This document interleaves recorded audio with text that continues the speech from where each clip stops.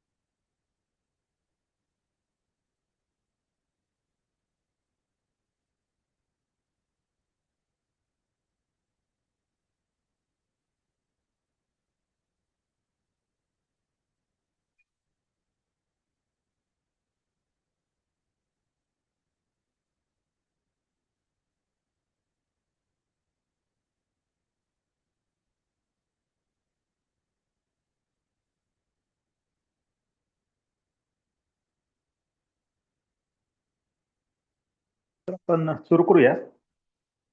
कालच्या पहिल्या लेक्चरमध्ये आपण विषयाच्या संदर्भात चर्चा करत असताना EIB मध्ये जे काही कोर सब्जेक्ट्स आहेत त्या कोर सब्जेक्टच्या संदर्भामध्ये कशा पद्धतीने वाटचाल करायची या संदर्भात चर्चा करत होतो. आणि त्यामध्ये आपण सुरुवातीला भारतीय राज्यघटना की ज्याच्यावरती 10 प्रश्न विचारले जातात त्या संदर्भात काही बाबींची चर्चा आपण काल केली. आणि मग ही चर्चा करत असताना जे काही स्किल आपल्याला या ठिकाणी EIB साठी ओपन बुक परीक्षा हिला सामोरं जाण्यासाठी जे वापरायचं आहे तर त्यामध्ये आपण इंडेक्सिंग टेक्निक जे आहे याच्यावरती जास्त फोकस केला होता. एकूण तुम्हाला जे काही वेगवेगळ्या स्वरूपाचे बेअर ॲक्ट्स या ठिकाणी विचारात घ्यायचे आहेत, पण त्या बेअर ॲक्टच्या सर्वच तरतुदी आपल्याला माहीत असतील असं नाही.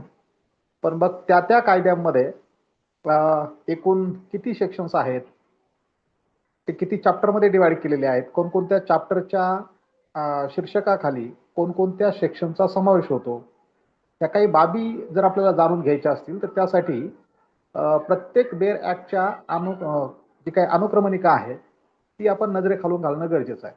तर त्याला आपण इंडेक्स असं म्हणतो. मग हे इंडेक्स जर बऱ्यापैकी तुमच्या नजरेखालून गेलेलं असेल तर त्याच्या माध्यमातून त्या कायद्याचा आवाका, कायद्यामध्ये समाविष्ट असणाऱ्या गोष्टी यांची आपल्याला बऱ्यापैकी जाणीव होते. आणि जेणेकरून परीक्षेमध्ये संबंधित आर्टिकल, सेक्शन, चॅप्टर, पार्ट याच्याशी निगडीत जर प्रश्न आला तर तो आपल्याला सापडणं त्या ठिकाणी म्हणजे कमी वेळेमध्ये सहज शक्य होऊ शकतं. या अनुषंगाने जे काही इंडेक्सिंग आहे तर ते आपण बघणं गरजेचं आहे. म्हणून इथून पुढचे जे जे काही लेक्चर्स असतील तर त्या लेक्चरमध्ये ज्या ज्या विषयांना आपण या ठिकाणी हात घालणार आहोत तर त्या विषयाचं इंडेक्स हे या ठिकाणी प्रदर्शित करण्याचा प्रयत्न जो आज तुम्ही करणार आहे. आज आपण भारतीय राज्यघटनेच्या संदर्भात चर्चा करत असताना काल जी काही चर्चा केली की भारताची राज्यघटना जी सुरुवातीला अस्तित्वात आली त्यावेळेला तिच्यामध्ये 395 कलम, 22 भाग आणि 8 परिशिष्ट अशा स्वरूपाची ती राज्यघटना 26 जानेवारी 1950 ला लागू झाली. ती 26 नोव्हेंबर 1949 ला आपण अडॉप्ट केली होती. मग 26 जानेवारी 1950 ला लागू झालेली भारतीय राज्यघटना 2026 पर्यंत तिच्यामध्ये झालेले जे काही बदल आहे म्हणजे ऍट प्रेझेंट जर आपण आर्टिकलची संख्या बघितली, तिच्या एकूण भागांची संख्या बघितली आणि परिशिष्टांची जर संख्या बघितली तर याच्यामध्ये वाढ झालेली आपल्याला बघायला मिळते. मग आज आर्टिकलची जी काही संख्या आहे तर ती 470 बघायला मिळते. म्हणजे 395 नंतर 396, 97 असे आर्टिकल वाढले का? तर आर्टिकल त्या पद्धतीचे वाढलेले नाहीत. जे काही 395 पर्यंतचे जे आर्टिकल्स होते तर त्यामध्ये त्या अगोदरच्याच आर्टिकलला आर्टिकल समजा उदाहरणार्थ आर्टिकल 21 ला 21A म्हणजे 86वी घटनादुरुस्ती 2002 ला आर्टिकल 21 ला 21A ऍड केलं गेलं. तुमच्या फंडामेंटल ड्युटीज होत्या 51A मध्ये ज्या बघायला मिळतात. म्हणजे डायरेक्टिव्ह प्रिन्सिपल तुमचे 36 ते 51 पर्यंत होते आणि तो पार्ट 4 होता. तर 44व्या घटनादुरुस्तीने पार्ट 4A हा ऍड केला गेला अशा पद्धतीने जे काही पार्टची संख्या वाढली, मग पार्ट 4A हा त्या ठिकाणी वाढला. त्यानंतर पार्ट 9 जो आहे, तर 9 नंतर 9A आणि 9B अशा पद्धतीने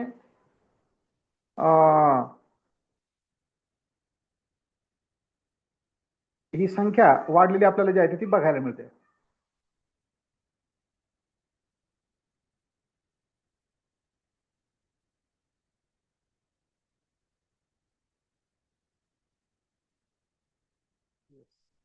चॅटबॉक्समध्ये ज्यांनी काय प्रश्न टाकलेला आहे तर तुम्ही नोटबुकमध्ये ते अंडरलाईन वगैरे करू शकता, किंवा तुमचा जो बेर ऍक्ट आहे तो बेर ऍक्टला सुद्धा तुम्ही हायलाईट करू शकता.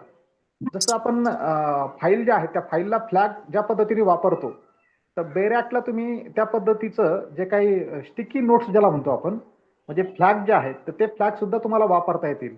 मग ते समजा राज्यघटनेचा बेर ऍक्ट आहे, तर त्याचे एकूण 22 पार्ट आहे, तर त्या प्रत्येक पार्टला तुम्ही नाव देऊन तो फ्लॅग जो आहे तो वापरू शकता. किंवा महत्वपूर्ण सेक्शन्स असतील किंवा रिपीट झालेले आर्टिकल सेक्शन्स असतील, तर तुमच्या माहितीसाठी ज्या पद्धतीने तुम्हाला अपेक्षित आहे तर तशा पद्धतीने तुम्ही ते फ्लॅग त्याला वापरू शकता, की जेणेकरून परीक्षेमध्ये तुम्हाला नेमकी तीच गोष्ट त्यावेळेला त्या ठिकाणी जे आहे ते योग्य पद्धतीने बघता येईल. ते तुमचं स्किल आहे, तुम्ही ते यूज करू शकता. फक्त तुम्हाला कॉमेंट्रीज आणि नोट्स असणारे जे काही मटेरियल आहे तर ते त्या ठिकाणी वापरता येणार नाहीये, त्याची काळजी घ्यायची आहे. ठीक आहे, आता आपण ज्या बाबीच्या संदर्भात चर्चा करत होतो की पार्ट किती झाले, तर आता जे भारताची राज्यघटना अस्तित्वात आली त्यावेळेला 22 होते, आता ते 25 झाले. मला वाटतं कोणाचे तरी माईक सुरू आहेत, आपण जर बंद केलं तर बरं होईल. आवरलं का नाही?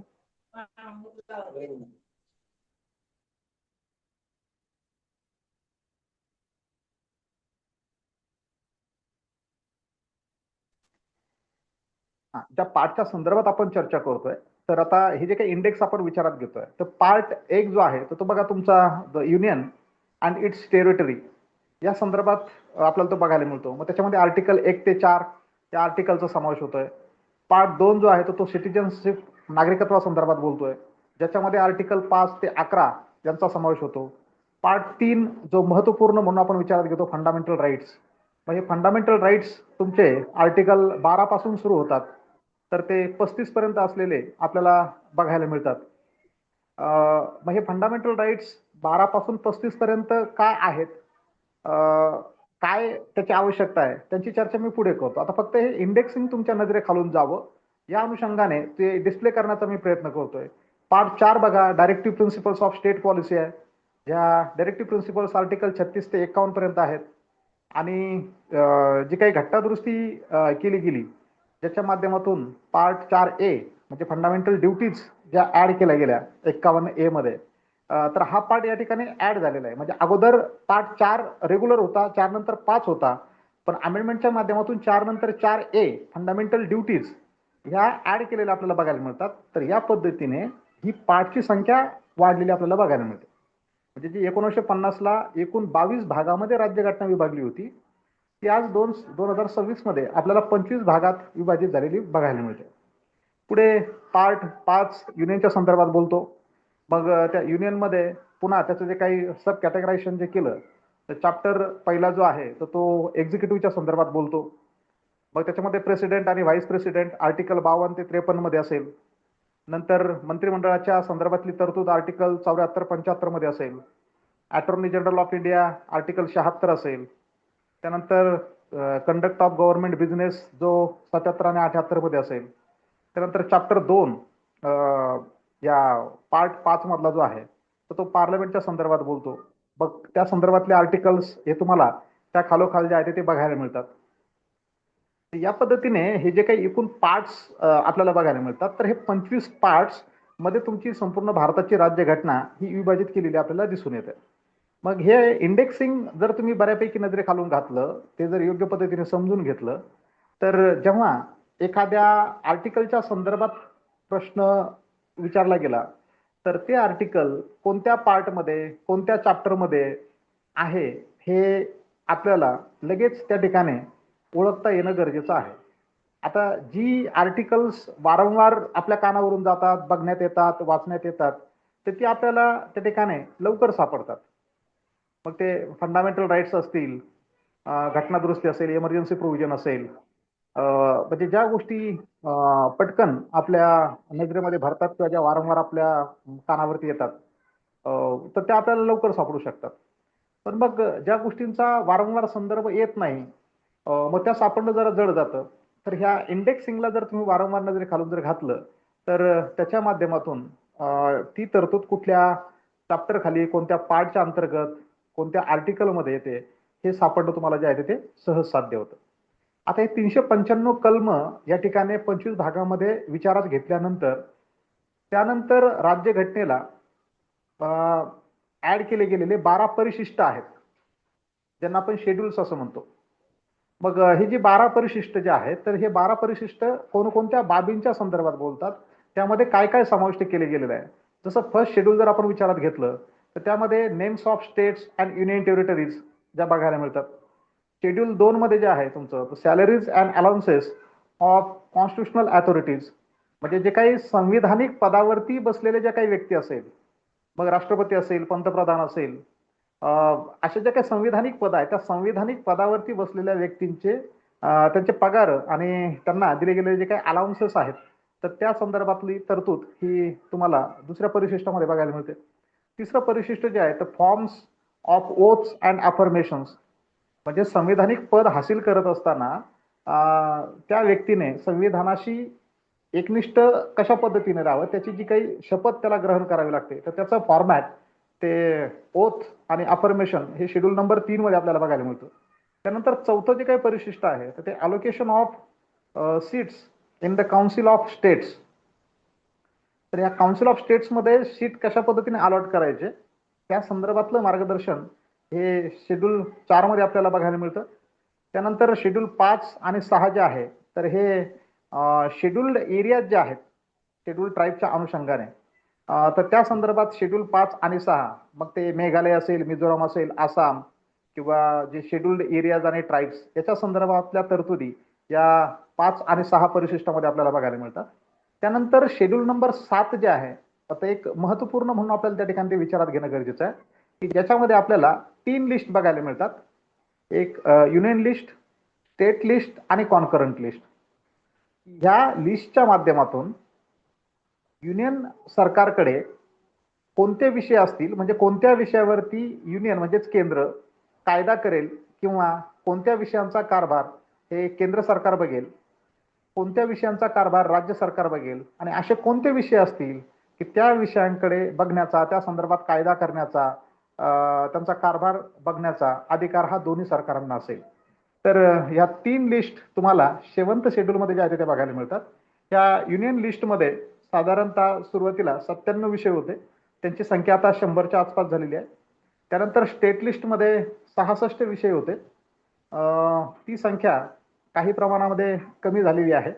आणि कॉन्करंट लिस्टमध्ये 47 विषय होते, 47चे ते 50 झालेले बघायला मिळतात. तर या पद्धतीने युनियन लिस्टमध्ये जे विषय सांगितले गेले की जे राष्ट्रीय दृष्टीने महत्वाचे आहेत, असेच विषय युनियन लिस्टमध्ये आहेत. जे स्थानिक पातळीवरचे आहेत, रिजनल लेवलचे आहेत, तर ते स्टेट लिस्टमध्ये बघायला मिळतात. आणि जे स्थानिक आणि राष्ट्रीय पातळी या अनुषंगाने महत्वाचे आहेत, असे विषय समोरची सूची म्हणजे कॉन्करंट लिस्टमध्ये आपल्याला बघायला मिळतात. तर हे झालं 7वं शेड्यूल. आणि नंतर 8वं शेड्यूल जे आहे तर ते आपल्याला या ठिकाणी बघायला मिळतं. तर ते म्हणजे तुमचं रेकग्नाइज्ड लँग्वेजेस, म्हणजे ज्यांना संविधानिक भाषा आपण जे म्हणतो, तर त्या कोणकोणत्या आहेत, तर त्यांची एक यादी या 8व्या शेड्यूलमध्ये आपल्याला बघायला मिळते. म्हणजे जेव्हा भारताची राज्यघटना अस्तित्वात आली त्यावेळेला ही 8 परिशिष्ट राज्यघटनेमध्ये अस्तित्वात होती. आणि 1950ला राज्यघटना लागू झाल्यानंतर जे काही प्रश्न सर्वोच्च न्यायालयासमोर त्या ठिकाणी निर्माण झाले, की एका बाजूला प्रॉपर्टीचा राईट देण्यात आला होता, तो फंडामेंटल राईट होता, आणि दुसऱ्या बाजूला जमीन सुधारणा करणं ही काळाची गरज भासायला लागली होती.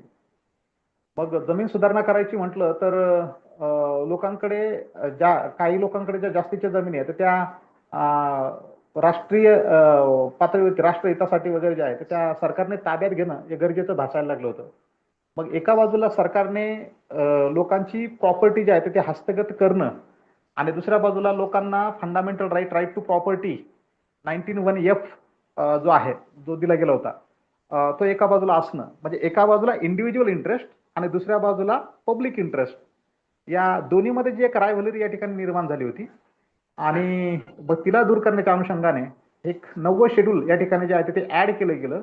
त्या पाठीमागचा उद्देश असा होता की 9व्या शेड्यूलमध्ये जर एखादा कायदा टाकला गेला तर 9व्या शेड्यूलमध्ये टाकलेला कायदा हा उच्च न्यायालय किंवा सर्वोच्च न्यायालयापुढे चॅलेंज करता येणार नाही. म्हणजे जमीन सुधारणा करणारे कायदे या काळामध्ये केले गेले. जमीन सुधारणा कायद्यांनी लोकांच्या ज्यांच्याकडे जास्तीच्या जमिनी होत्या त्या जास्तीच्या जमिनी सरकारने हस्तगत केल्या आणि त्याला लँड ॲबोल्युशन असं किंवा जमीन सुधारणा कायदे जे म्हटलं गेलं. तर आणि असे कायदे तयार केल्यानंतर ते सुप्रीम कोर्टामध्ये नक्कीच चॅलेंज केले जाऊ शकत होते. तर ते त्या ठिकाणी चॅलेंज होऊ नये आणि सरकारने केलेल्या कायद्यांना बाधा निर्माण होऊ नये म्हणून हे 9वं शेड्यूल निर्माण केलं गेलं. आणि मग ह्या 9व्या शेड्यूलमध्ये असे बनवलेले कायदे टाकले गेले आणि त्याला एक कवच दिलं गेलं की 9th शेड्यूलमध्ये टाकलेले जे काही कायदे आहेत तर हे कायदे चॅलेंज केले जाणार नाहीत. आता अशा पद्धतीचं या 9th शेड्यूल संदर्भात बोलल्या गेलं. पण 24 एप्रिल 1973ला केशवानंद भारतीची केस झाली आणि केशवानंद भारतीच्या केसमध्ये सुप्रीम कोर्ट म्हटलं की parliament has power to amend the constitution, but while amending the constitution parliament can not destroy the basic structure of Indian constitution. म्हणजे भारतीय राज्यघटनेमध्ये संसदेला बदल करण्याचा अधिकार आहे, पण भारतीय राज्यघटनेचा मूळ ढाचा बदलता येणार नाही. बघ 24 एप्रिल 1973 पासून पुढे जे आहे तर 9th शेड्यूल मध्ये ज्या काही गोष्टी जे काही कायदे टाकले गेले होते तर ते चॅलेंज आता करता येऊ शकत होते. याला दुजोरा 2009ची IR कोहिलूची केस झाली आणि त्या केसने सुद्धा दुजोरा दिला की 9th शेड्यूल मध्ये जर असे काही कायदे टाकले गेलेले असतील पण ते कायदे जर भारताच्या राज्यघटनेचा मूळ ढाचा जर बदलत असतील तर ते चॅलेंज केले जाऊ शकतात. जर मूळ ढाचा बदलत नसतील तर चॅलेंज करण्याची आवश्यकता नाही, पण जर मूळ ढाचा बदलत असतील तर ते चॅलेंज केले जाऊ शकतात. तर हे 9वं शेड्यूल तुमचं 1951लाच म्हणजे राज्यघटना अस्तित्वात आल्यानंतर पहिल्या घटनादुरुस्तीच्या माध्यमातून अस्तित्वात आलेलं बघायला मिळतं. त्यानंतर 10वं शेड्यूल हे तुमचं 1985ला आलं. राजीव गांधींनी त्यांच्या काळामध्ये ते आणलं, अँटी डिफेक्शन लॉ ज्याला म्हणतो आपण, की आता तुम्ही तुमचा चड्डा नावाचा जो काही खासदार आहे तो जो आणखी काही खासदार घेऊन जो जसा त्याने पक्षांतर केलं तर पक्षांतर बंदीच्या संदर्भामध्ये हे 10वं शेड्यूल 1985ला आणलं गेलं की त्यावेळेला आयाराम गयाराम अशा स्वरूपाची एक परिस्थिती निर्माण झालेली होती आणि त्याला कुठेतरी पायबंद बसवणं गरजेचं होतं. तर त्या संदर्भात हे आर्टिकल आपलं शेड्यूल 10 आणलं गेलं. त्यानंतर काळाच्या ओघामध्ये तुमचं 11th आणि 12th शेड्यूल जे आहे तर हे आणलेलं आपल्याला या ठिकाणी बघायला मिळतं. म्हणजे जे काही पार्ट 9A आणि पार्ट 9B जो आपल्याला बघायला मिळतो म्हणजे पंचायत समिती म्युन्सिपालिटीच्या संदर्भात, तर त्या अनुषंगाने तरतुदी त्या 11th शेड्यूल आणि 12th शेड्यूलमध्ये म्हणजे 92-93च्या दरम्यान आणलेले आपल्याला बघायला मिळतात. तर एकूण हे जे काही इंडेक्स आहे की 395 कलम जे 25 भागामध्ये विभाजित केले गेले, त्याच्या अंतर्गत त्याचे सब चॅप्टर्स आणि त्याच्यानंतर हे 12 शेड्यूल हे तुम्ही नजरेखालून घालणं गरजेचं आहे की जेणेकरून एखादा असा प्रश्न वगैरे जो आला की एखाद्या तो आर्टिकलशी एखाद्या पर्टिक्युलर संकल्पनेशी तो संबंधित आहे तर ह्या इंडेक्सच्या माध्यमातून त्याच्यापर्यंत जाणं हे तुम्हाला सोयीस्कर व्हावं ही या पाठीमागेचा अपेक्षा आहे. आता बाकीच्या गोष्टी दिसतात की preliminary overview of the constitution of India या संदर्भात आपण काल चर्चा केलेली आहे, त्यामुळे त्याकडे मी काही जात नाही. तो वेळ आपण त्या ठिकाणी न दवडता पुढे जाऊया. आपण नेचर पण बघितलं, स्ट्रक्चर पण बघितलं होतं, objective of the Indian constitution हे सुद्धा विचारात घेतले. त्यानंतर सेलियंट फीचर्स हे तुम्ही LLB किंवा LLB फर्स्ट इयर पासून किंवा BLLB थर्ड पासून ते अभ्यासत आलात. म्हणजे भारतीय राज्यघटनेची ठळक वैशिष्ट्ये काय आहेत याही बाबतीत काल आपण काही प्रमाणामध्ये चर्चा केलेली आहे. जे वेगवेगळ्या पद्धतीने आपण त्यांना विचारात घेतो. ही वैशिष्ट्य भारताच्या सर्वोच्च न्यायालयाने वेगवेगळ्या केसेसमध्ये भारतीय राज्यघटनेचा मूळ ढाचा म्हणून सुद्धा ती नावारूपाला आणलेली आपल्याला बघायला मिळतात. आणि आपण बघितलं की भारताच्या राज्यघटनेमध्ये असणाऱ्या ज्या काही तरतुदी आहेत, तर ह्या तरतुदी आपण जगातील इतर राज्यघटनांचा अभ्यास करून त्या ठिकाणाहून तिथल्या काही गोष्टी त्या घेतलेल्या आहेत आणि मग आपल्या भारताच्या राज्यघटनेमध्ये त्या समाविष्ट केलेल्या आहेत. त्यानंतर भारताची राज्यघटना अस्तित्वात येण्यापूर्वीचा इतिहास हाही आपण या ठिकाणी विचारात घेतला होता. आता भारताच्या राज्यघटनेची जी काही प्रास्ताविका आहे, we the people of India, या शब्दांनी ज्या भारतीय राज्यघटनेच्या प्रास्ताविकेची सुरुवात होते.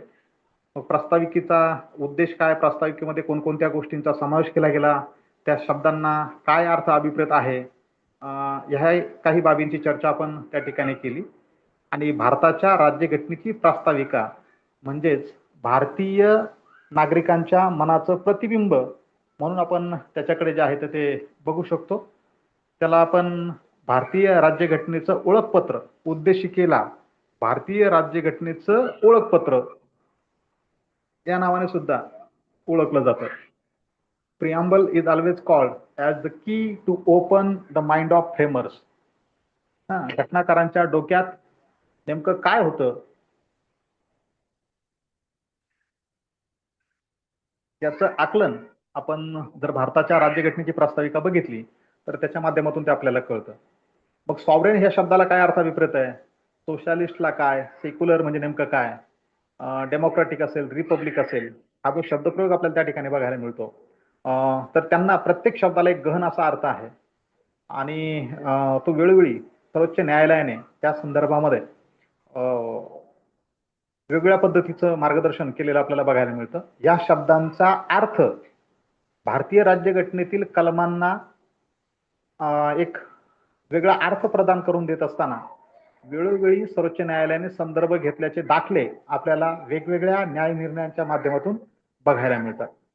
मग हे भारतीय राज्यघटनेच्या प्रास्ताविकेमध्ये जे काही उद्देश आहेत की बाबा भारताच्या नागरिकांना न्याय द्यायचा, तर मग तो न्याय कोणता द्यायचा, मग तो सामाजिक आहे का, आर्थिक आहे का, राजकीय आहे का, जर नागरिकांना स्वातंत्र्य द्यायचं असेल तर ते स्वातंत्र्य कशाचं आहे, विचारांचा आहे का, अभिव्यक्तीचा आहे का, विश्वासाचा आहे का, पूजा अर्चनेचा आहे का, त्यांना जर समानता द्यायची आहे तर ती समानता कोणती आहे, इक्वॅलिटी ऑफ स्टेटस आणि इक्वॅलिटी ऑफ ऑपॉर्च्युनिटी, म्हणजे ज्याला आपण दर्जाची समानता म्हणतो, दर्जा. आता दर्जाची समानता ही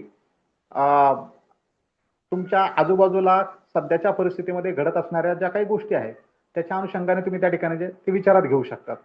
म्हणजे समानतेचा जो काही दर्जा, काल मी चर्चा करत असताना तुम्हाला शबरीमाला मंदिराचं उदाहरण घेतलं की शबरीमाला मंदिरामध्ये 10 वर्षाच्या आतील आणि 50 वर्षाच्या पुढील महिलांना मंदिरात प्रवेश जो आहे तो दिला जातो, पण 10 ते 50 या वयोगटातील महिलांना त्या ठिकाणी प्रवेश नाकारला गेला.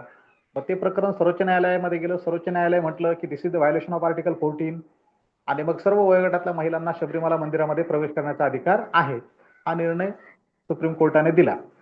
म्हणजे ही कशाची संधी झाली, तर ही दर्जाची समानता ज्याला म्हणतो आपण, आर्टिकल 14चा सुप्रीम कोर्टाने लावलेला अर्थ त्या अनुषंगाने आपल्याला बघायला मिळतो. आता हा जो काही सर्वोच्च न्यायालयाने दिलेला निर्णय होता याच्या विरोधामध्ये आता आणखी सर्वोच्च न्यायालयामध्ये रिव्ह्यू दाखल केलेला आणि ते प्रकरण पेंडिंग असलेले जे आहे ते बघायला मिळते.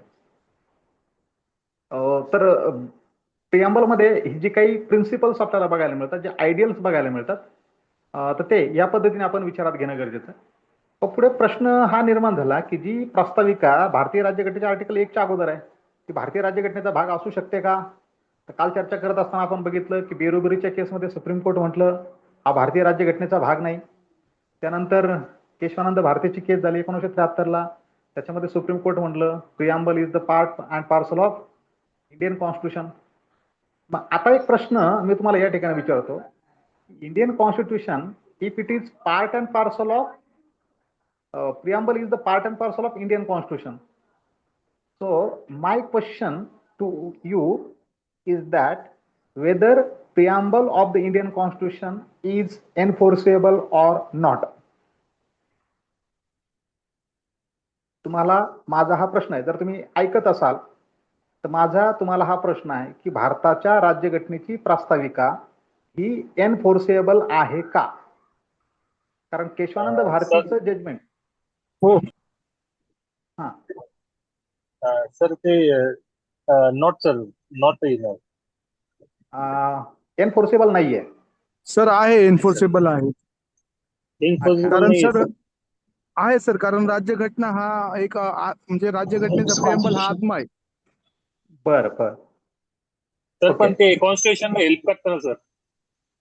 बरं बरं, ठीक आहे. आता दोन मतप्रवाह आपल्याला बघायला मिळाले. असं आपण गृहीत धरू की सुप्रीम कोर्टामध्ये तुम्ही जज बसलेले आहात आणि मग ह्या बेंचमध्ये काही जजेसचं म्हणणं आहे की इट इज एनफोर्सेबल आणि काही जजेसचं म्हणणं आहे की इट इज नॉट एनफोर्सेबल. आता ही बाब या ठिकाणी लक्षात घ्या. भारताच्या राज्यघटनेचा भाग म्हणून प्रियांबलला विचारात घेतलं गेलं. म्हणजे एक बेरुबरीच्या केसमध्ये सुप्रीम कोर्ट म्हणलं की प्रियांबल भारताच्या राज्यघटनेचा भाग नाही. 1973 मध्ये सुप्रीम कोर्ट म्हणतं की प्रियांबल भारताच्या राज्यघटनेचा भाग आहे.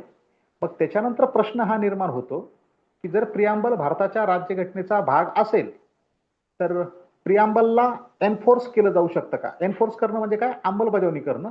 आणि अंमलबजावणी करणं म्हणजे जे प्रियांबलमध्ये सांगितलं गेलं, जर समजा त्यांचं पालन केलं गेलं नाही तर त्याच्या विरोधात कोर्टात दाद मागता येईल का?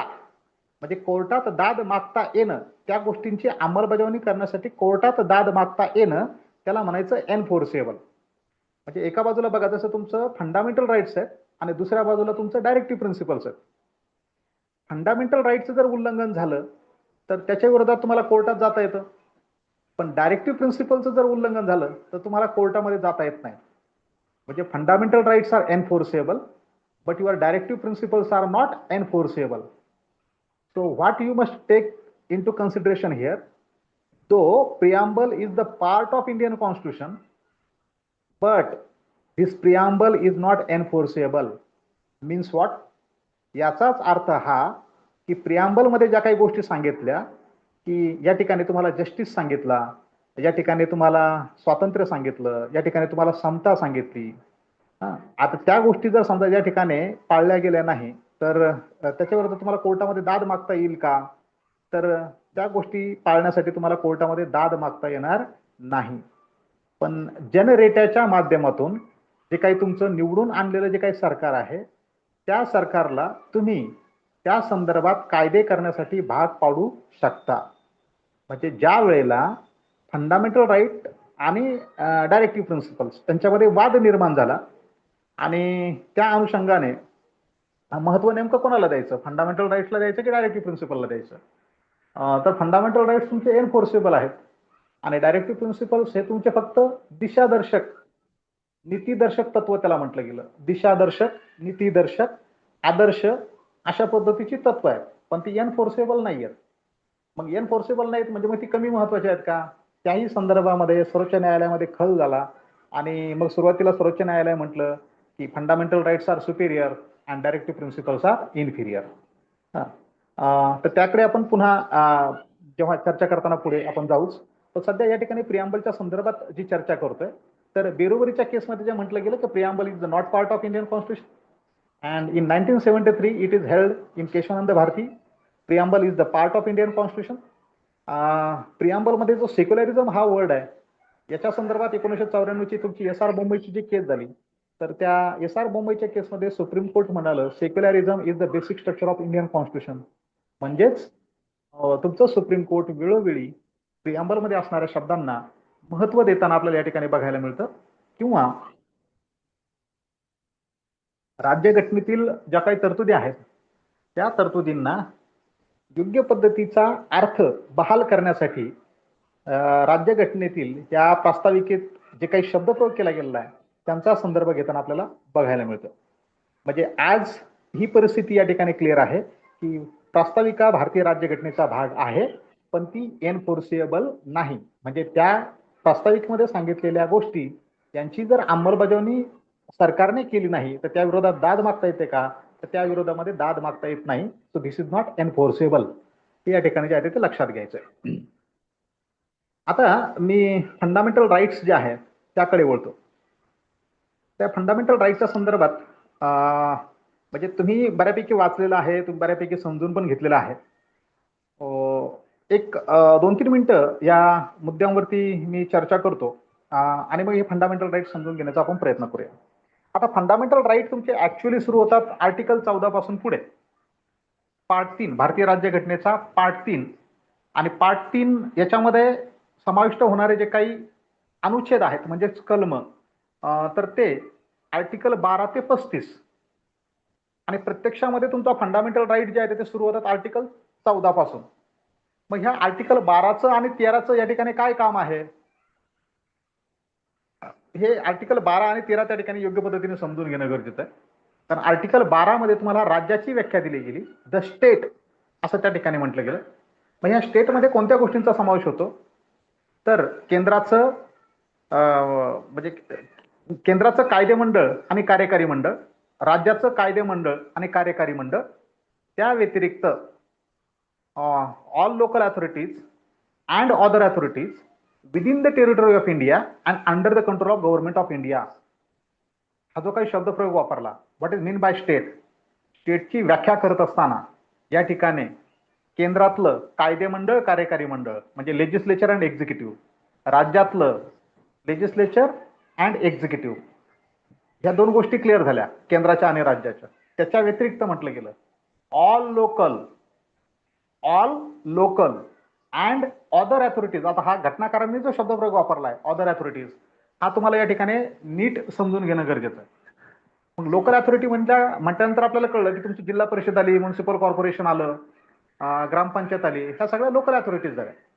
मग यांच्या व्यतिरिक्त आणखी अशा काही अथॉरिटी आहेत का की ज्या within the territory of India, भारताच्या तळ सीमेमध्ये येतात, within the territory of India.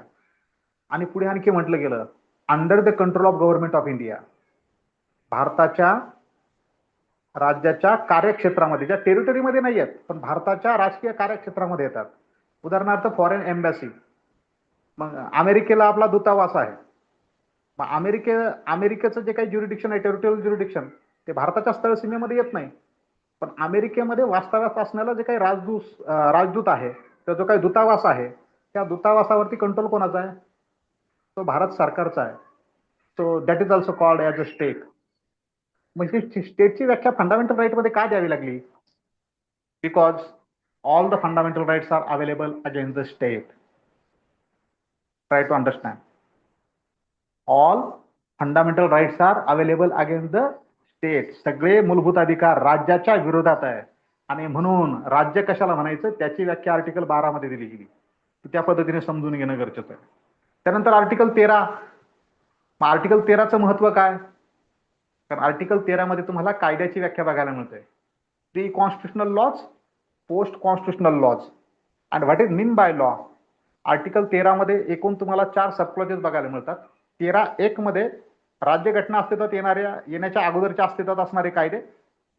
13(2) मध्ये राज्यघटना अस्तित्वात आल्यानंतर बनवले जाणारे कायदे. 13(3) मध्ये what is mean by law आणि 13(4) मध्ये आर्टिकल 368च्या माध्यमातून राज्यघटनेमध्ये केली गेलेली दुरुस्ती, त्याला कायदा म्हणायचं का, या संदर्भात जो प्रश्न निर्माण झाला होता. तर 1972ला 24वी घटना दुरुस्ती झाली आणि त्याच्या माध्यमातून आर्टिकल 13ला 4था क्लॉज टाकला गेला आणि तिकडे आर्टिकल 368ला एक क्लॉज टाकला गेला आणि त्या अनुषंगाने whether amendment is a law or not, त्या संदर्भातला असलेला संभ्रम तो क्लिअर केला गेला. मी 13(3) संदर्भात चर्चा करतो की what is mean by law. So whether law means which is enacted by legislature, that is only means a law, असं त्याचा अर्थ होऊ शकतो का, की ऑर्डिनन्स जो राष्ट्रपतीला आणि राज्यपालाला काढायचा अधिकार आहे, रूल्स रेग्युलेशन्स बायलॉज एक्झिक्युटिव्हला बनवण्याचा अधिकार आहे, त्यांना सुद्धा कायदा म्हणता येईल. काही कस्टम्स आहेत, काही युसेजेस आहेत की ज्याच्या पाठीमागे कायद्याचं पाठबळ आहे, त्यांना कायदा म्हणता येईल. आर्टिकल 13 सबक्लॉज 3 मध्ये rules regulations ordinances usages customs which has the force of law within the territory of India are also called as a law. मग हे लॉच्या संदर्भात या ठिकाणी आर्टिकल 13 मध्ये का सांगावं लागलं, कारण जे काही कायदे केले जातील, आताच आपण शबरीमालाचं उदाहरण घेतलं, काय परंपरा आहे तिथली, की तिथली परंपरा सांगते 10 वर्षाच्या आतील आणि 50 वर्षाच्या वरची महिला शबरीमाला मंदिरात जाऊ शकते. ही कस्टम आहे, ही प्रथा आहे. मग ही प्रथा भारताच्या राज्यघटनेला धरून आहे का? कारण आर्टिकल 14 म्हणतं समानता पाहिजे, सर्व समान पातळीवरती पाहिजेत. मग 10 ते 50 वयोगटातली महिला या ठिकाणी काय केली जाते? डिस्क्रिमिनेट केली जाते, भेदभाव केला जातो. आणि मग म्हणून त्या अनुषंगाने ही जी काही कस्टम आहे, so this custom also become a law. मग आर्टिकल 13 मध्ये ज्यांना जे काही युसेजेस आहेत, कस्टम्स आहेत, रूल्स आहेत, रेग्युलेशन्स आहेत, बायलॉज आहेत, ऑर्डिनन्सेस आहेत, हे कायदा म्हणून या ठिकाणी विचारात घेतले. कारण या कायद्यांच्या माध्यमातून नागरिकांच्या मूलभूत अधिकारांचं हनन होऊ शकतं. आणि हे रूल्स रेग्युलेशन्स बायलॉज बनवणारी जी काही अधिकारिता आहे तर ती प्रबळ स्वरूपाची आहे, स्टेटच्या अखत्यारीमध्ये येते. आणि म्हणून कायद्याचा कोणता कायदा कधी वैध असेल, कधी अवैध असेल, आणि त्या कायद्याच्या माध्यमातून जर मूलभूत अधिकारांचं हनन होत असेल तर तो कायदा स्ट्रक डाऊन करण्याचा अधिकार न्यायालयाला असेल.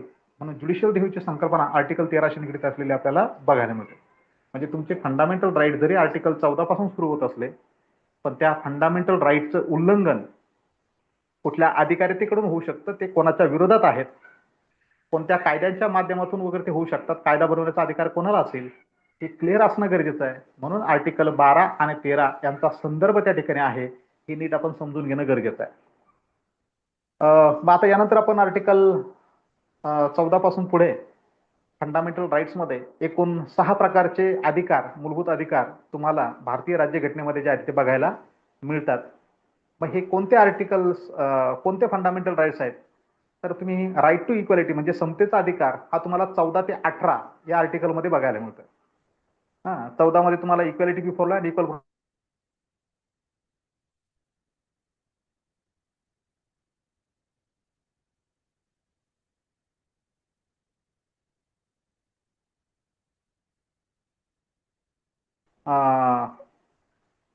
असा पद्धतीचा भेदभाव करता येणार नाही, हे आर्टिकल 15 मध्ये सांगितलेलं आपल्याला बघायला मिळतंय.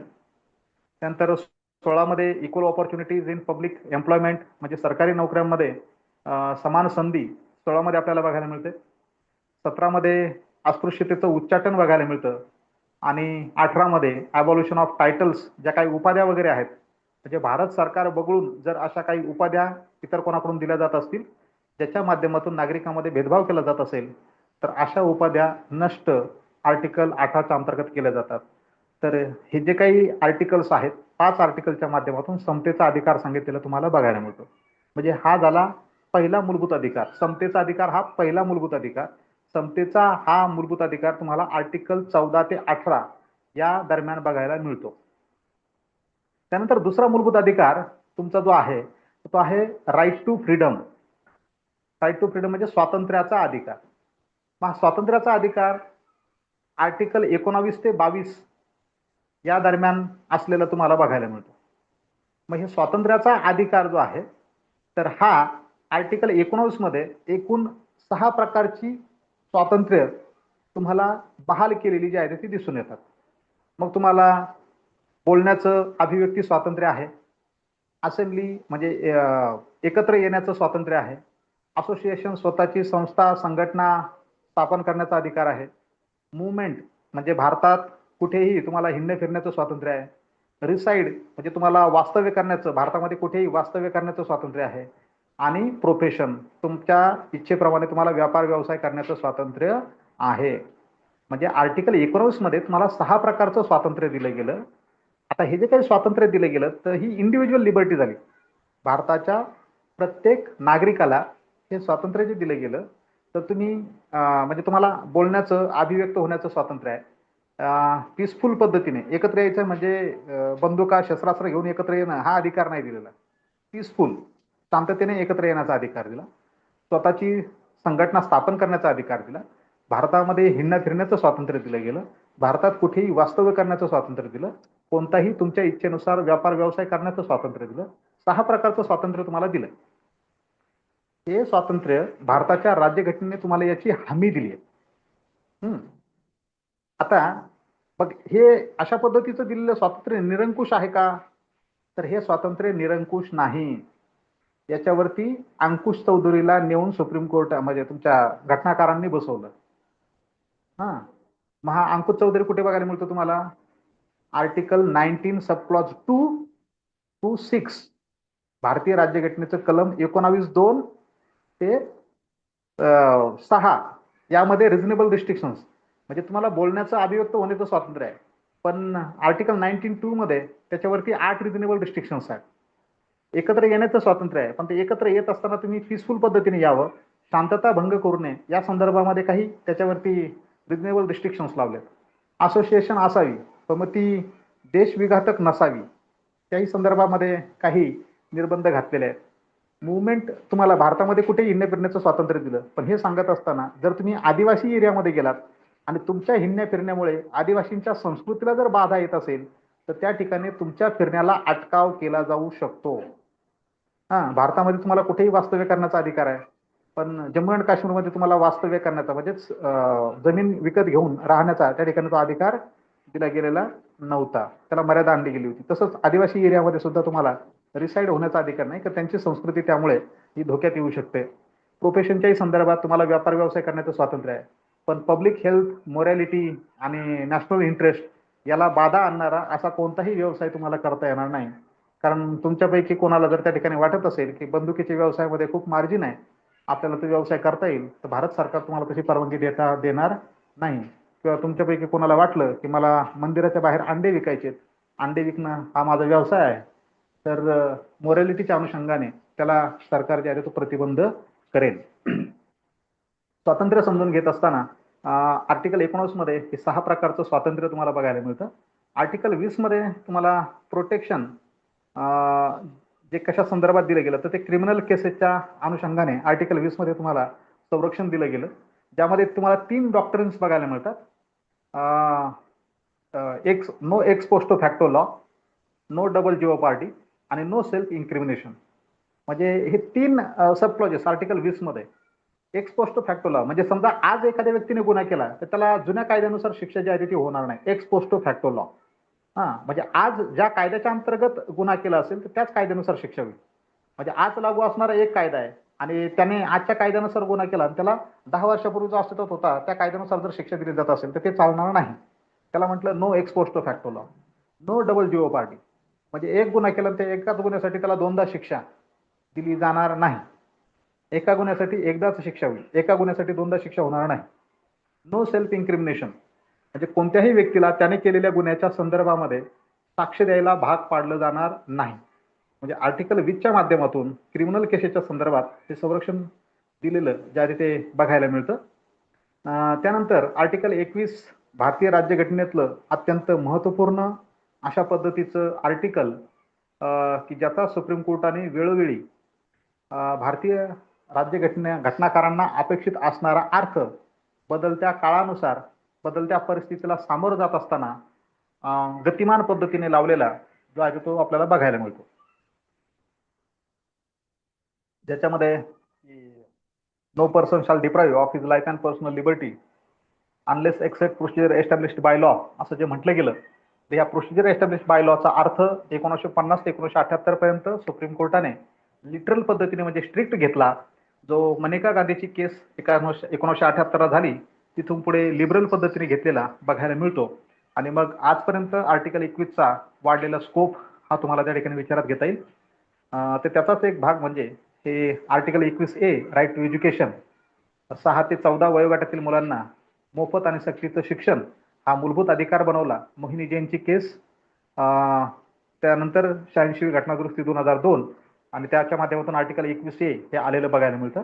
आणि मग आर्टिकल 22 जे आहे तर protection against arrest and detention म्हणजे ज्याच्या माध्यमातून तुम्हाला बघायला मिळतं की पोलिसांनी जर एखाद्या व्यक्तीला अटक केली तर 24 तासाच्या आत नियरेस्ट मॅजिस्ट्रेट पुढे त्याला हजर करणं गरजेचं आहे. तर ते हे आर्टिकल 22 खाली येताना बघायला मिळतं. तर स्वातंत्र्याचा अधिकार हा 19 ते 22 या आर्टिकलच्या दरम्यान आपल्याला अशा पद्धतीने बघायला मिळतो. त्यानंतर राईट अगेन्स्ट एक्सप्लॉयटेशन छळवणुकीच्या विरोधातला अधिकार आर्टिकल 23 आणि 24 मध्ये जो आहे तो दिसून येतो की 23ने ट्रॅफिकिंगला, ह्युमन ट्रॅफिकिंग आणि फोर्स लेबर याला प्रतिबंध केला आणि 24ने चाइल्ड लेबर जे आहे हॅझर्डस इंडस्ट्रीमध्ये तर त्याला प्रतिबंध केलेला बघायला मिळतो. तो छळवणुकी विरुद्धचा अधिकार. किती अधिकार बघितलेत आपण? पहिला बघितला समतेचा अधिकार, दुसरा बघितला स्वातंत्र्याचा अधिकार, तिसरा बघितला छळवणुकी विरुद्धचा अधिकार. त्यानंतर चौथा अधिकार येतो तुमचा right to freedom of religion, धर्मस्वातंत्र्याचा अधिकार, हा धर्मस्वातंत्र्याचा अधिकार आर्टिकल 25 ते 28 या दरम्यान तुम्हाला दिलेला जो आहे तो बघायला मिळतो. आणि त्यानंतर 5वा जो अधिकार आहे तो आहे कल्चरल अँड एज्युकेशनल राईट्स, म्हणजे शैक्षणिक आणि सांस्कृतिक अधिकार, समतेचा अधिकार, त्यानंतर स्वातंत्र्याचा अधिकार, त्याच्यानंतर छळवणुकीविरुद्धचा अधिकार, नंतर धर्मस्वातंत्र्याचा अधिकार, आणि 5वा येतो तुमचा शैक्षणिक आणि सांस्कृतिक अधिकार, की ज्याच्यामध्ये आर्टिकल 29 आणि 30 जे काही मायनॉरिटीज आहेत, रिलिजियस आणि लिंग्विस्टिक मायनॉरिटीज, भाषिक आणि धार्मिक अल्पसंख्याक जे आहे, तर त्यांच्या स्क्रिप्टचं कल्चरचं संवर्धन व्हावं या अनुषंगाने हे अल्पसंख्याकांचे अधिकार आर्टिकल 29 आणि 30 मध्ये समाविष्ट केलेले आपल्याला बघायला मिळतात.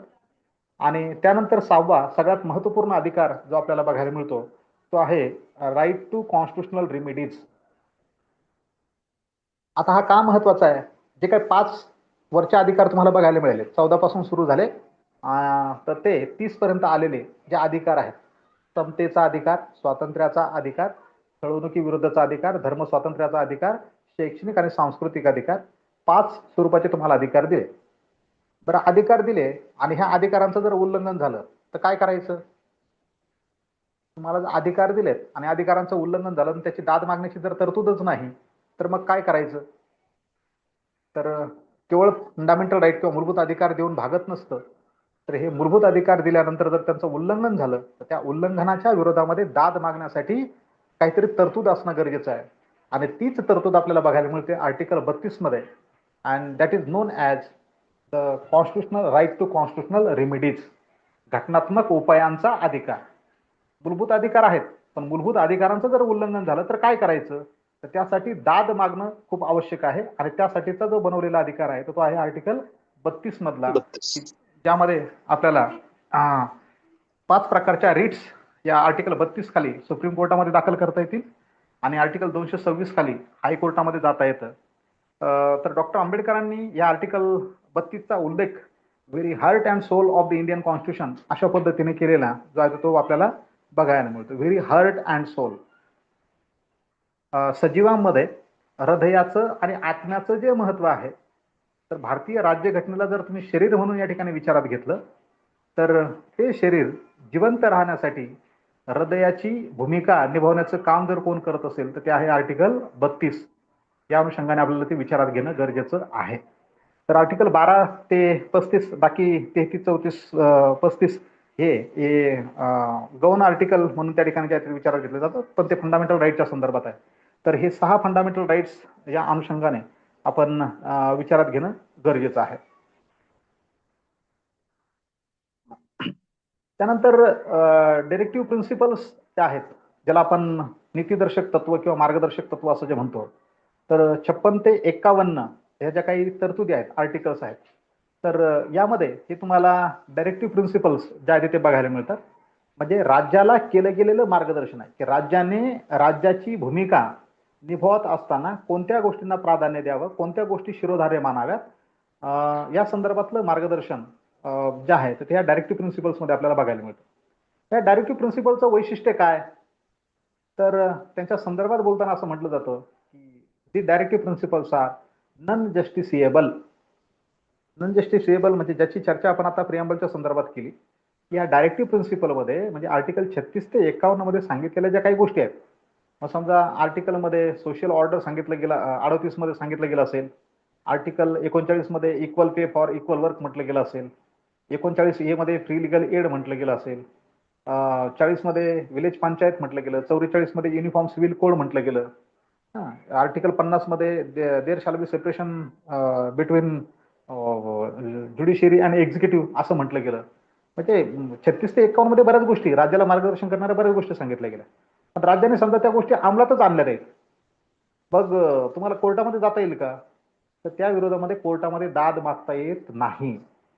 म्हणून तुमचे डायरेक्टिव्ह प्रिन्सिपल्स नॉन जस्टिसिएबल आहेत, त्याच्या विरोधामध्ये दाद मागता येणार नाही. या संदर्भामध्ये घटना जेव्हा बनत होती त्यावेळेला त्या ठिकाणी डिबेट सुरू होतं, आणि मग ते डिबेट सुरू असताना ज्या वेळेला त्या ठिकाणी प्रश्न उपस्थित केले गेले की मग या डायरेक्टिव्ह प्रिन्सिपलचा उपयोग काय, तर त्यावेळेला घटनाकार म्हणून डॉक्टर आंबेडकरांनी त्याला रिप्लाय केलं होतं की the directive principles are though not justifiable, in the court of law, but these directive principles are justifiable in people's court. So what is that people's court? म्हणजे या ठिकाणी आंबेडकरांना हे अपेक्षित होतं की दर 5 वर्षाला निवडणुका होतात. निवडणुकीमध्ये निवडणूक लढवणारा पक्ष स्वतःचा जाहीरनामा त्या ठिकाणी निवडणुकीच्या अगोदर डिक्लेअर करत असतो आणि त्या जाहीरनाम्याच्या आधारेच लोक त्या पक्षाला निवडून देत असतात.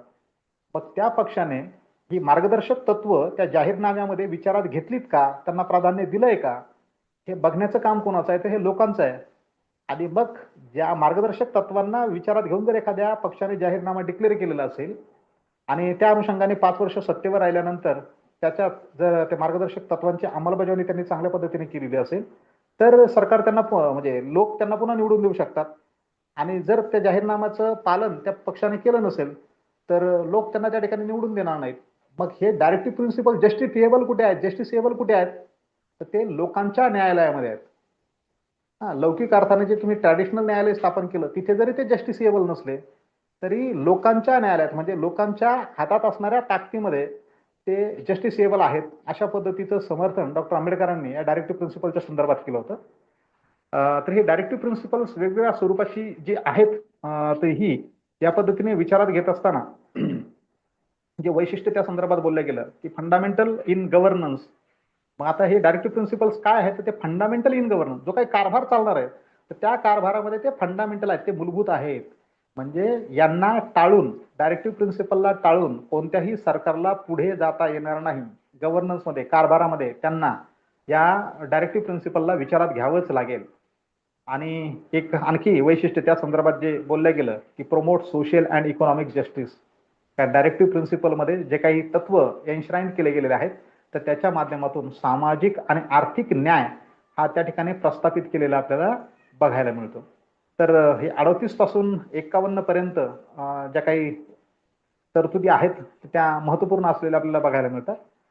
जसं आपण 44 मध्ये युनिफॉर्म सिव्हिल कोड, 38 मध्ये आपण जी सोशल ऑर्डर वगैरे जे आहे ते बघितलं. त्यानंतर आर्टिकल 45 मध्ये एज्युकेशनच्या संदर्भात तरतूद असलेली बघायला मिळते आणि 48A मध्ये प्रोटेक्शन ऑफ एन्व्हायरमेंट अमेंडमेंटच्या माध्यमातून ऍड केलेलं जे आहे ते दिसून येतं.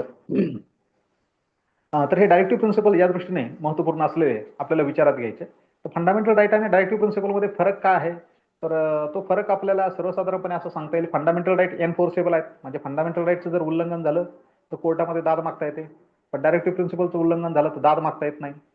फंडामेंटल राईट्स हे लिगल राईट्स आहेत, म्हणजे घटनेच्या माध्यमातून दिले गेलेले ते कायदेशीर बंधन आहे. पण डायरेक्टिव्ह प्रिन्सिपल्स काय आहेत तर त्या मोरल ड्युटीज आहेत, नैतिक कर्तव्य आहे. कोणाचं तर जे काही शासन आणि प्रशासनामध्ये जे लोक आहेत तर त्यांचं ते नैतिक कर्तव्य आहे. त्याचं पालन करणं, ते ऑब्झर्व करणं, ते डोळ्यासमोर ठेवून वाटचाल करणं हे त्यांचं नैतिक कर्तव्य आहे. त्यानंतर fundamental rights against the state आहेत, ते राज्याच्या विरोधामध्ये आहेत. आणि directive principles these are guidelines to the state. म्हणजे फंडामेंटल राईट राज्याच्या विरोधात आहेत आणि डायरेक्टिव्ह प्रिन्सिपल राज्यासाठी मार्गदर्शक तत्व आहेत की राज्याने कारभार कशा पद्धतीने चालवावा याच्या संदर्भात केलं गेलेलं ते मार्गदर्शन या अनुषंगाने विचारात घेणं गरजेचं आहे. आणि चौथा फरकाचा जर मुद्दा म्हटला तर फंडामेंटल राईट्स पॉलिटिकल डेमोक्रेसीला रिप्रेझेंट करतात आणि डायरेक्टिव्ह प्रिन्सिपल सोशल आणि इकॉनॉमिक डेमोक्रेसीला रिप्रेझेंट करताना बघायला मिळतात. राजकीय लोकशाही वेगळी आणि आर्थिक आणि सामाजिक लोकशाही वेगळी असलेली आपल्याला बघायला मिळते. 1980 ला मिनर्वा मिलची जी काही केस झाली तर त्या केसमध्ये या ठिकाणी या दोन्ही चॅप्टरच्या संदर्भात म्हणजे पार्ट 3 जो फंडामेंटल राईट संदर्भात बोलतो आणि पार्ट 4 मूलभूत डायरेक्टिव्ह प्रिन्सिपलच्या संदर्भात बोलतो. म्हणजे याच्या संदर्भात जो काही संभ्रम किंवा गोंधळाची परिस्थिती होती ती 1980 ला मिनर्वा मिलच्या केसमध्ये सुप्रीम कोर्टाने क्लिअर केली आणि सुप्रीम कोर्ट म्हटलं fundamental rights though these are enforceable and directive principles are though none justiciable but both are on equal footing. No one is superior and no one is inferior. There is a harmonious relationship between the two. Fundamental right आणि directive principle मध्ये कशा पद्धतीचा संबंध आहे तर तो harmonious स्वरूपाचा आहे. ते एकमेकाला पूरक आहेत. कोणीच कोणापेक्षा मोठं नाही, कोणीच कोणापेक्षा लहान नाही, कोणीच इन्फिरियर नाही, कोणीच सुपिरियर नाही. Both are on equal footing. जे महत्व फंडामेंटल राईट्सला आहे तेच महत्व डायरेक्टिव्ह प्रिन्सिपलला सुद्धा आहे. अशा पद्धतीचा निर्णय 1980ला हा सुप्रीम कोर्टाने दिलेला आपल्याला बघायला मिळतो. आता भारतीय राज्यघटनेचा आर्टिकल 368 ज्याच्या संदर्भात काल मी चर्चा केली होती की 3 पद्धतीने भारताच्या राज्यघटनेमध्ये दुरुस्ती करता येते. सिंपल मेजॉरिटी, त्यानंतर स्पेशल मेजॉरिटी आणि special majority plus more than half of the states, अशा 3 पद्धतीने राज्यघटनेमध्ये दुरुस्ती करता येते. तर ह्या राज्यघटनेमध्ये 1950 ते 2026 पर्यंत 106 घटना दुरुस्त्या झालेल्या आपल्याला बघायला मिळतात. आता त्या कोणकोणत्या आहेत त्या फंदात मी पडत नाही. ऑलरेडी तुम्हाला या ठिकाणी त्यांचा चार्ट, ज्या काही महत्त्वपूर्ण अमेंडमेंट्स आहेत तो दिलेला आहे, तो तुम्हाला शेअर केला जाईल. त्यानंतर रिट्स ज्या काही येतात, तर 5 प्रकारच्या रिट्स आर्टिकल 32 आणि 226 आपल्याला बघायला मिळतात की ज्यामध्ये हेबियस कॉर्पस असेल, मेंडामस असेल, प्रोहिबिशन, सर्शिओररी, को वॉरंटो, की ज्याच्यामध्ये मराठीमध्ये हेबियस कॉर्पसला आपण देहोपस्थिती, काही लोक मराठीमध्ये परीक्षा देणार आहेत तर ते चपखल शब्द आपल्याला माहीत असणं गरजेचं आहे. हेबियस कॉर्पस ज्याला देहोपस्थिती, देह उपस्थित करणं म्हणजे देहोपस्थिती, हेबियस कॉर्पसला असं म्हटलं जातं. मेंडॅमस ज्याला मराठीमध्ये परमादेश, परम आदेश म्हणजेच परमादेश असं म्हटलं जातं. सर्शिओररी म्हणजे उत्प्रेक्षण, मराठीमध्ये सर्शिओररीचा अर्थ होतो उत्प्रेक्षण.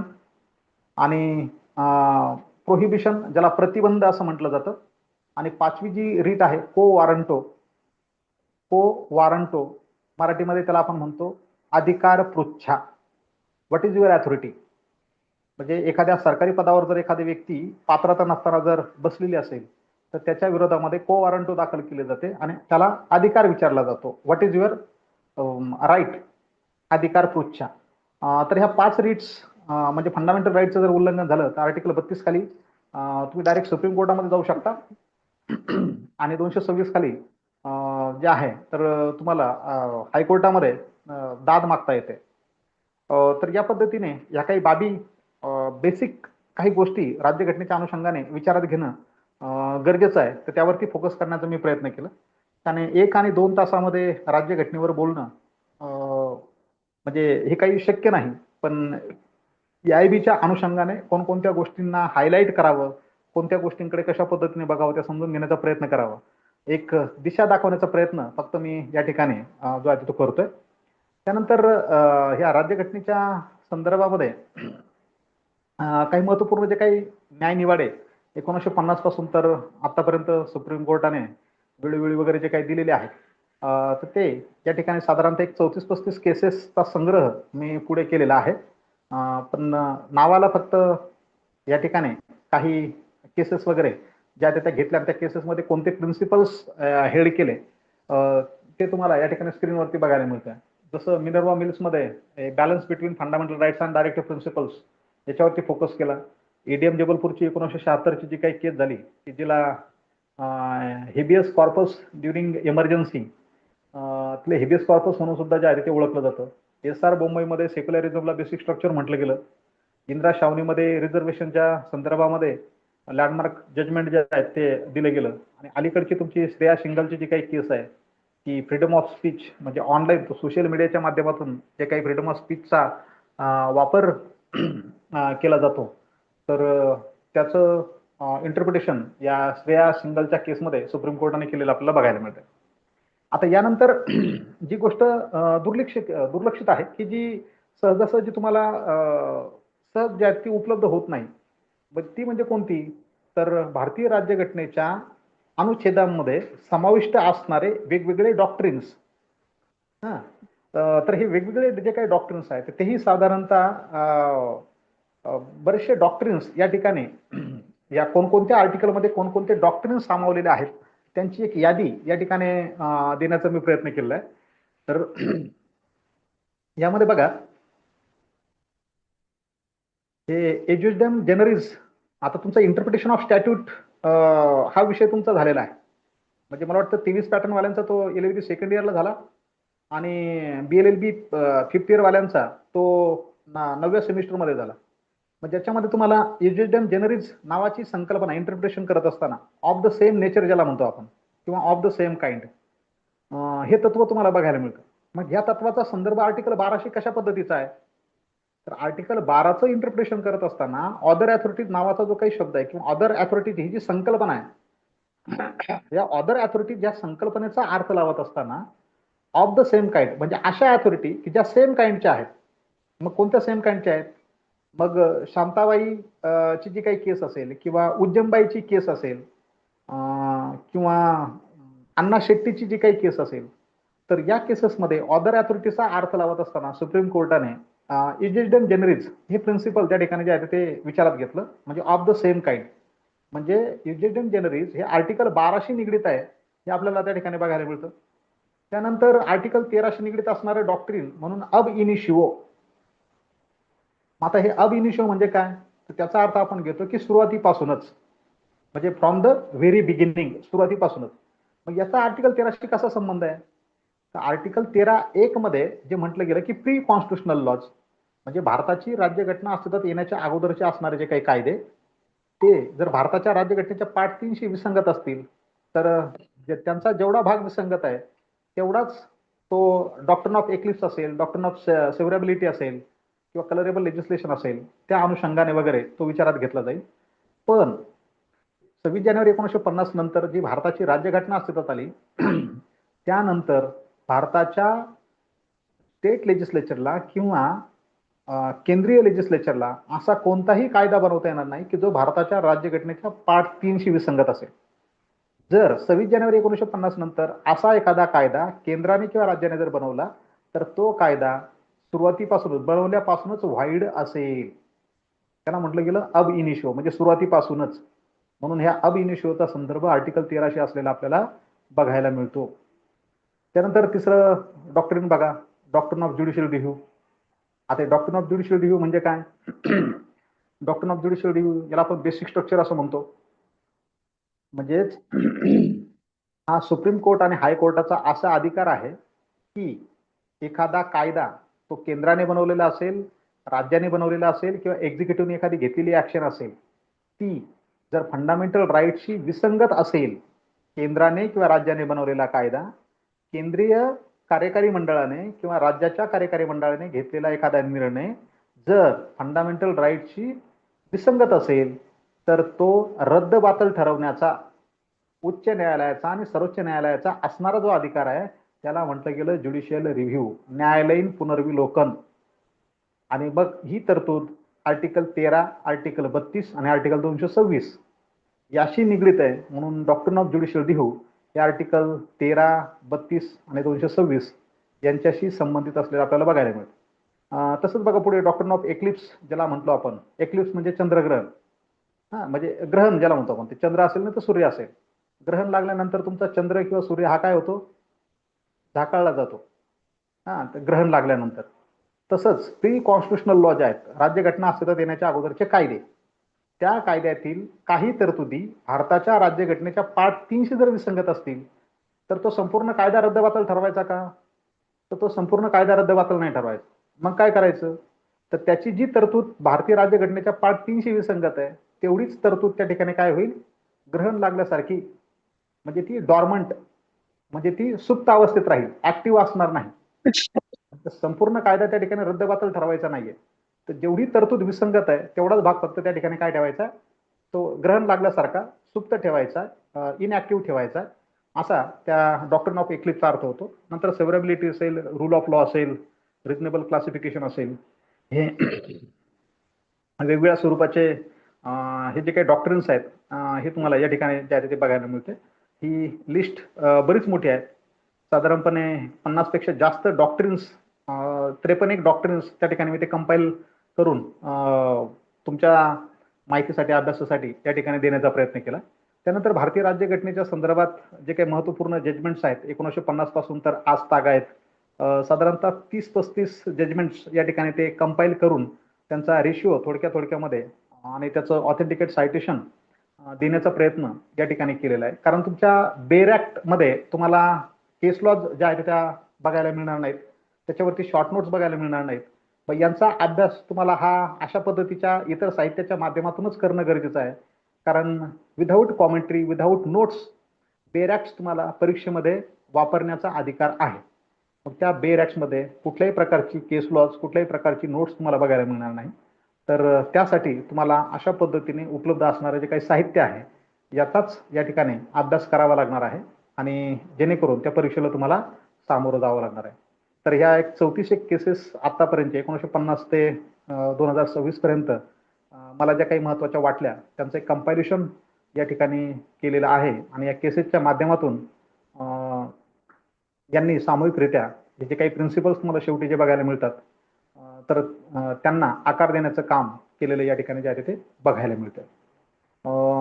तर या पद्धतीने आपण कॉन्स्टिट्यूशन वरचं लेक्चर या ठिकाणी आज जे आहे ते संपवतोय. उदाहरणादाखल तुम्हाला काही MCQs या ठिकाणी विचारलेले आहेत. तर या संदर्भात पहिला प्रश्न मी तुम्हाला विचारतो. तुमचं जर जे काही योग्य उत्तर असेल तर ते चॅट बॉक्समध्ये टाका फक्त. बघा, पहिला प्रश्न जो आहे ते constitution of India was adopted on, आणि ऑप्शन तुम्हाला त्या ठिकाणी जे आहे ते बघायला मिळतात. तर तुम्ही त्या ठिकाणी तुमचं उत्तर चॅट बॉक्समध्ये टाका. दुसरा प्रश्न आहे, chairman of the drafting committee of the Indian constitution was, तेही तुम्हाला त्या ठिकाणी बघायला मिळेल. नंतर which feature of the Indian constitution is borrowed from the United states, तर कोणतं वैशिष्ट्य खालीपैकी जे काही 4 वैशिष्ट्य सांगितले ते अमेरिकेकडून आपण घेतलं, हे या ठिकाणी तुम्हाला बघायला मिळेल. त्यानंतर चौथा प्रश्न, the words socialist and secular were inserted into the preamble by, मग कोणत्या घटनादुरुस्तीने टाकले गेले त्याची चर्चा आपण या अगोदर वगैरे केलेली आहे. हे उत्तर तुम्हाला या ठिकाणी देता येईल.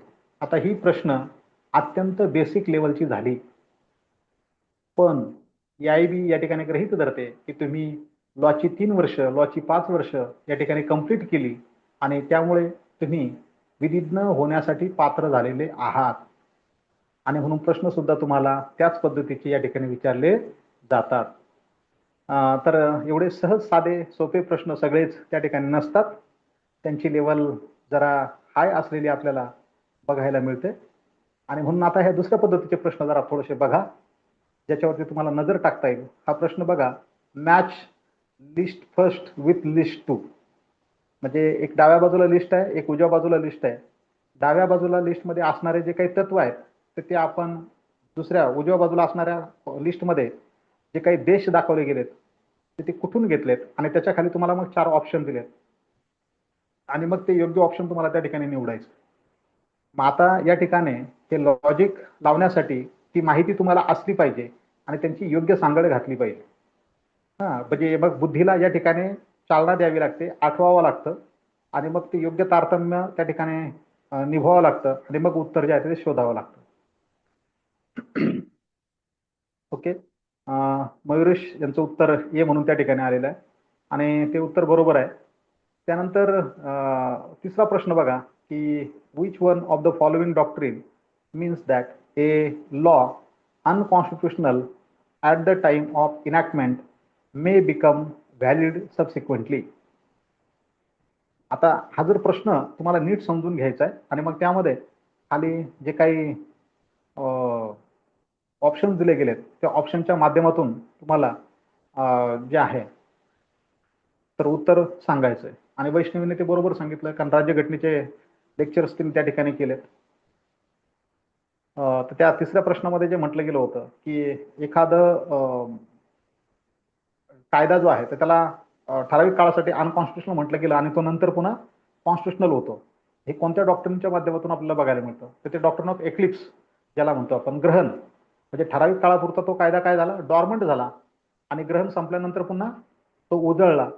म्हणजे ठराविक काळामध्ये तो अनकॉन्स्टिट्युशनल होता, परिस्थिती बदलल्यानंतर तो कॉन्स्टिट्युशनल झालेला आपल्याला बघायला मिळतो. तर हे जे काही प्रश्न आहेत हे प्रश्न थोडे ट्रिकी स्वरूपाचे, की ज्याला आपण ऍप्लिकेशन ऑफ माइंड म्हणतो, मेमरी बेस्ड म्हणतो, अशा पद्धतीचे प्रश्न हे तुम्हाला त्या ठिकाणी जे आहे ते विचारले जातात. तर त्यांचाही सराव तुम्हाला या ठिकाणी करणे, म्हणून काही मूळ संकल्पना या नक्कीच आपल्याला माहीत असाव्या, आणि त्याचबरोबर जे काही MCQs आहेत, प्रिव्हियस इयर क्वेश्चन पेपर्स आपण सोडवावेत. त्याबरोबरच आणखी नवीन जे काही MCQs उपलब्ध होत असतील तर तेही मिळवावेत, आणि यांचा दररोज सराव करणं आपण गरजेचं आहे. तर आजचं लेक्चर आपण या ठिकाणी थांबवतोय. तुमच्या काही शंका असतील तर तुम्ही चॅट बॉक्समध्ये टाकू शकता किंवा वैयक्तिक मला मेसेज करू शकता.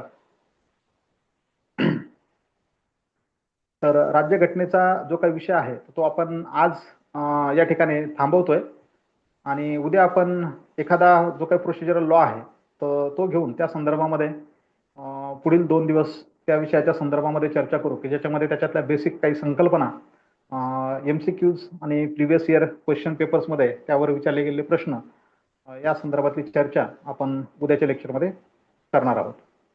तर ठीक आहे, आज थांबूया आपण या ठिकाणी. कोणाची काही शंका?